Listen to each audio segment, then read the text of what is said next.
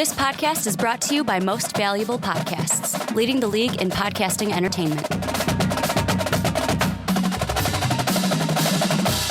Hello, college basketball fans, and welcome to the Primetime Podcast. My name is Ricky Widmer, and as always, I'm joined by the one, the only, Brandon Swanson. Hey. And Brandon, we are finally here. We started with, 68? Well, I'm going to say 64. Fuck the playing games.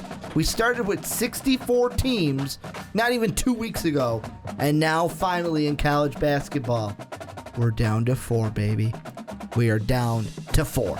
We're down to 4, and we're down to 4 teams that I think, a lot of people thought that North Carolina would be there. A lot of people thought Oklahoma would be there. Not a lot of people thought Villanova was going to be there, and I'll bet you just about nobody thought Syracuse was going to be there. Well, and I mean, to me, the biggest surprise, and we're going to get into the Final Four a little bit later. To me, the surprise team that they're in the Final Four is Villanova. And the reason being is, let's be honest, Villanova did not, I said it in earlier podcasts, I think I said it in our tournament preview, they have been allergic to the second and third weekends for the last couple of years. They were like, you know what, it's good to be in the tournament.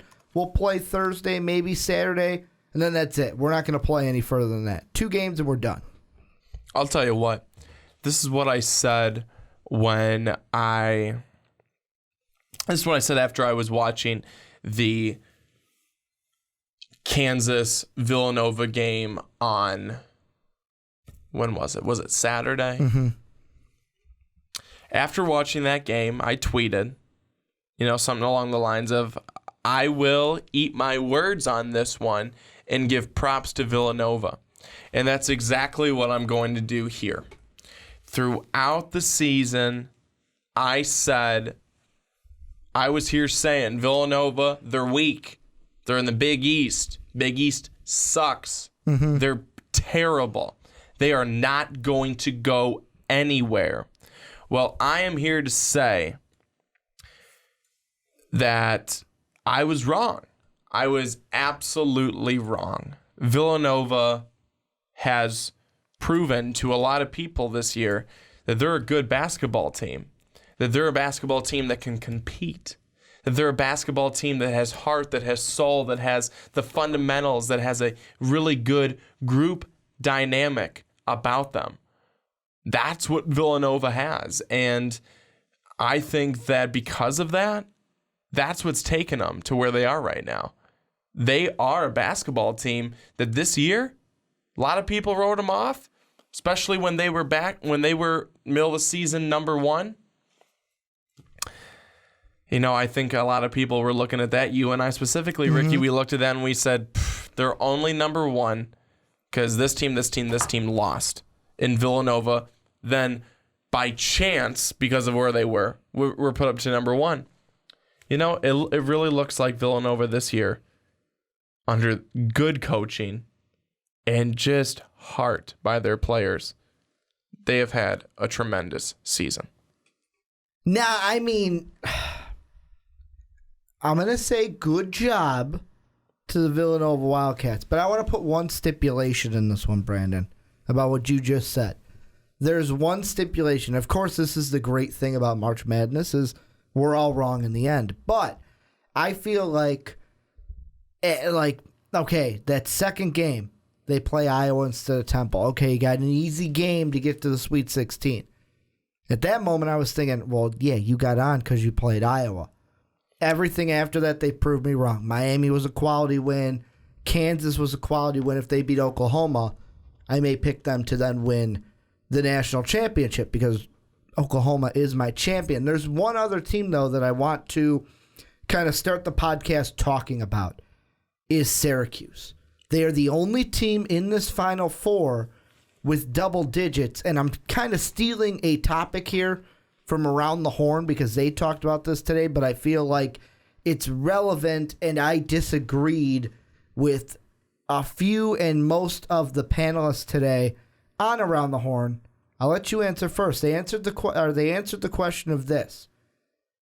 Did the committee get it right with Syracuse because Syracuse made the Final Four? Well, I'll be honest with you. I don't.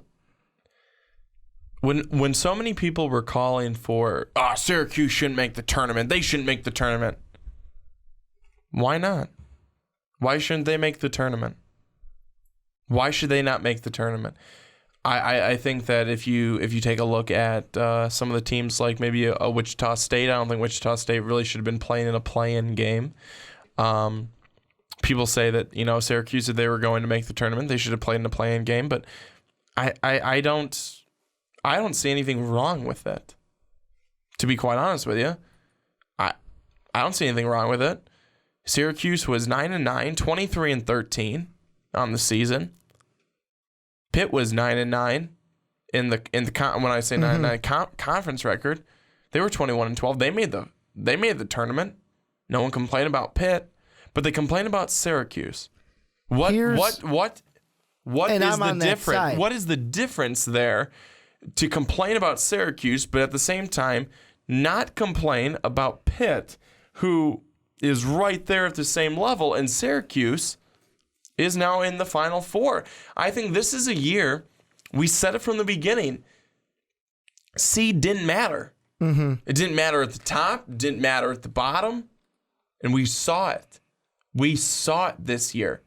2s went down, 3s went down. Yeah, but part of 4s went down, and guess what? Guess who was beating them? 15, 14, 13, 11, 10. What are we waiting on? What are we waiting on? No, the one thing, and this is the biggest thing I've had with the committee this year. And the whole thing with me is, I know that you're saying, well, we've seen so many of these younger, I'm going to say younger seeds because they're the upsetters, the higher seeds, get all these upsets. Mid-Tennessee State, Syracuse going to the Final Four, Wichita State, SF Austin.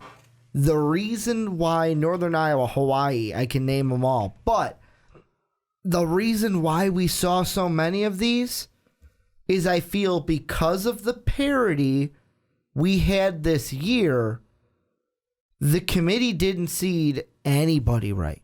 Except for maybe, well, you could even argue for, at this point, the number one seeds. And it goes back to, I'm going to go back to when we were previewing the tournament. What did Coach Calipari say when they interviewed him on Selection Sunday about his team getting a 4 seed instead of a 3 seed?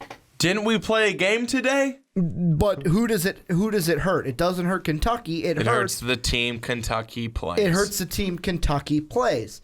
Villanova, for example, they get a 2, not a 1. Who does that hurt? It hurts Iowa. It hurts Miami. It hurt Kansas. Well, Kansas, you can't say the 1 and 2 seed meet in the end if both win, but it hurt Miami. Miami, if Villanova is a 1 seed, they're not playing Villanova in the Sweet 16. For example, Michigan State. If Michigan State's a 1, they never play Mid-Tennessee State. If Mid-Tennessee wasn't a 15, which many have said they should have been higher, that never happened. So to me, I feel like you can go up and down this bracket and say this seed was wrong, this seed was wrong. Here's the thing, I'm going to get back to Syracuse, though. I think Syracuse and Villanova, similar paths to where they are right now. Villanova, UNC Asheville, they beat them by 4, or they beat them by 30. Then they just trounce Iowa by 19 points in a game where Iowa never had a fucking chance to win that game. Go over to Syracuse. They go ahead and beat Dayton 70-51. And then this Mid-Tennessee State team that we're saying is giant killers because they beat Michigan State, Syracuse slaps them to the side, says, get out of here. 75-50.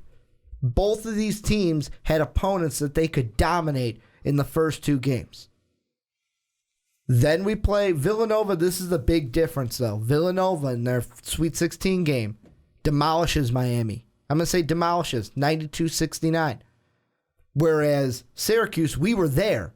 They beat Gonzaga, but it was a close game. Gonzaga led in that one for most of it, and then Syracuse came. It was kind of survive and advance Jimmy V style, where they just hung around, and stole it in the end. And then getting to the Elite Eight, Villanova beats the team, one of the teams that many people, me being included, is like, oh, well, Kansas UNC, book them in the Final Four. Those are the only 2 1 seeds that you can book to the Final Four and have a good odds on. Syracuse goes ahead and overcomes a 16-point deficit to beat Sean Anderson's UVA Cavaliers to get to the Final Four. So to me, the first 2 games, Syracuse, along with Villanova, had easy fucking opponents, then had the big opponents, and you can say that they proved themselves in the last 2 games, not the first 2. And Syracuse, the question that I asked you earlier about did the committee get it right based on this run? No, I'm not going to say they got it right. Because to me, I'm not saying Syracuse shouldn't be in the field, but what I am saying is, and this is what I said, day 1 after Selection Sunday, they should have been an 11 seed playing Arizona and Wichita State. Should have been that 10th seed. That is what they got wrong. Syracuse, I'm not saying shouldn't have been in the field. It's just they should have been somewhere totally different, and Wichita State probably should have been higher. Sean Anderson, you say he's his Virginia Cavaliers. He just became a Cavalier fan on Friday, right? Yeah, he did. Yeah, on Friday. Here's my whole thing with Syracuse. They didn't get him wrong. Mm-hmm. They didn't get him wrong. You take a look at the way they beat Virginia. They're a good team. Oh no, that's what I'm saying. The last 2 games for both Villanova and Syracuse. Props to you. And I'm going to focus on Syracuse. Those first 2 games are exactly what Coach Calipari was saying Selection Sunday. Putting Syracuse at the 10 when everyone disagreed with it didn't hurt Syracuse. It hurt Dayton. It hurt Mid-Tennessee State. Now, you could be on that bandwagon that says, well, if Michigan State would have beat Mid-Tennessee State, they would have beat Syracuse. I don't know if that's true. There were multiple people who were worried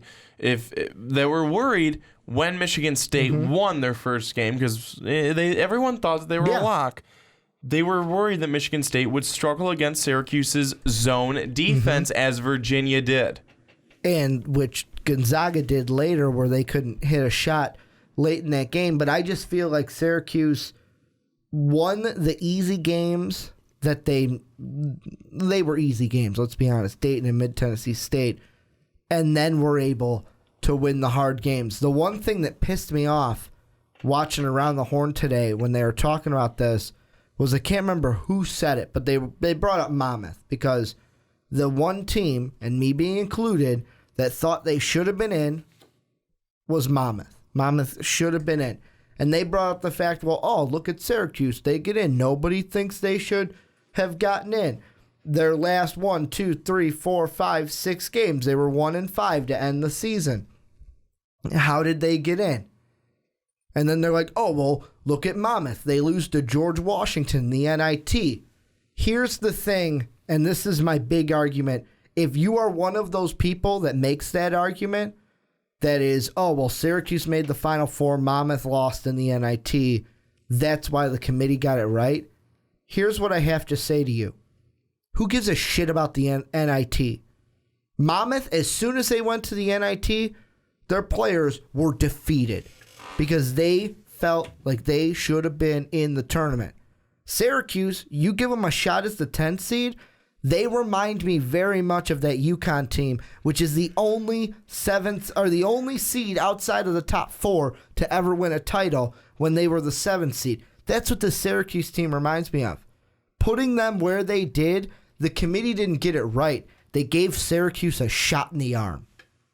They gave them an adrenaline boost, and that's why Syracuse is on the run they are. Because they're like, fuck it, we're in. We're in, let's not go home, and they're playing the hottest basketball they have. That is what this answer should be. It should not be, the committee got it right because Syracuse is in the Final Four. Syracuse is so dangerous. Such a dangerous team. You take a look at them. You take a look at what happened this weekend. You take a look at what happened on Sunday, and they were out of that game. They were done. They were cooked. Mm-hmm. They went on a 25-4 run to end the game. Malachi Richardson. That'll be a name you don't forget. Kind of like the great buzzer beaters that you can't forget their names. Not gonna forget Richardson's name. You won't. I mean, what an impressive game. You can't take that away from anybody. Virginia obviously was not scoring, but it's not because they were missing shots. It's because they were getting so methodical and so timid. Mm-hmm. Virginia, they lost the game. They lost that game. It was theirs. After a dominant Sweet 16. A dominant Sweet 16 win over Iowa State. It was nice being in an Iowa State home game, But it was all Virginia. And we haven't said that because this is our first podcast since going to those Sweet 16 games. Great experience, by the way. It was awesome. Great experience, but that first game felt like in Iowa. It was a sea of red. I felt like we were at a Bulls game just with Iowa fans. Folks, I'll tell you what. You ever get a chance to go to NCAA tournament? Do it. Take it. Because it is so worth it. It's so much fun. And Ricky is still probably pissed as hell that we didn't go to the Elite Eight game on Easter. I offered. We could have gotten. I told him it was Easter. He didn't realize that it's Easter. Hey, I'm sorry that my family doesn't give a shit if I go to Easter or not. They don't love me enough, Brandon. My family doesn't love me enough. They wouldn't miss me if I wasn't at Easter. I went to see Batman v Superman. They didn't miss me. So we're going to move on to, instead of just talking about Syracuse, talking about Villanova, we're going to take a look at these two games because we've got two phenomenal games going on this Saturday leading to the championship on Monday. And I'm going to say this now, middle of the podcast. Next week, we're going to have a little bit of a scheduling change where the Primetime Podcast isn't going to release until Wednesday because we're going to record it on Tuesday because me and Brandon got to watch that national championship game on Monday. But Brandon, let's start with your Orange. I'm going to say your Orange because you rooted for them so hard when we went to the Sweet 16 games. And you and Sean and Dave all were standing there at the end with your dick in your hands as I was going, you like that? You like that? Oh, it was awesome. I got to share a story really quick before we talk about these games. The way we were sitting was Brandon was on the end. It was Brandon, me, Dave, and then Sean. That's how the four of us sat in a row. And to my right was Dave, to my left was Brandon. And Dave's rooting for Gonzaga because after that game, he loved Sabonis. Sabonis was his bro. That was like, he came in not knowing who Sabonis was, left his biggest fan. Brandon's on my left, rooting for Syracuse so hard in his Illini orange and blue. Same colors as Syracuse, though. And there was a call underneath the basket where Sabonis got fouled. And I shit you guys not. It happened so fast, but it was so funny. Right when it happened, Brandon goes, "That's a bullshit call." And right away, not even hearing what Brandon says, Dave on my right goes, Finally they call him because he's getting murdered under the paint. Happened so fast, so simultaneously. I was like, holy shit, that was funny. It was fun. It was absolutely fun. I had, Ricky and Dave and Sean all rooting for Gonzaga. They didn't even know why they were. And I was rooting for Syracuse. And at the end of the day, of course, the smartest one out of all of us I just wanted a good game had and the we right got team, I just wanted a good game out of those two. And we got a three-point close contested game with and here's another thing. By actually going to the game, I got to see this. And I didn't get to see it. And when I got home, I watched SportsCenter, and there was a call. Remember the call late in the game where Syracuse, they called him out, but he clearly wasn't out. We were very confused by that call. However, they didn't say, they were saying this on the broadcast apparently, that the refs could not check if he stepped out or not. They can only check if the ball got tipped out on. But they can't go back and reverse a call. No, there's only certain things they can even go back and review. But we're sitting there in the stands not knowing. People are bitching for one, bitching for the other. And it's just one of those things where it's like, wow, if I was at home, I would have a total different perspective because I'd be listening to Kevin Harlan and Reggie Miller give me the inside scoop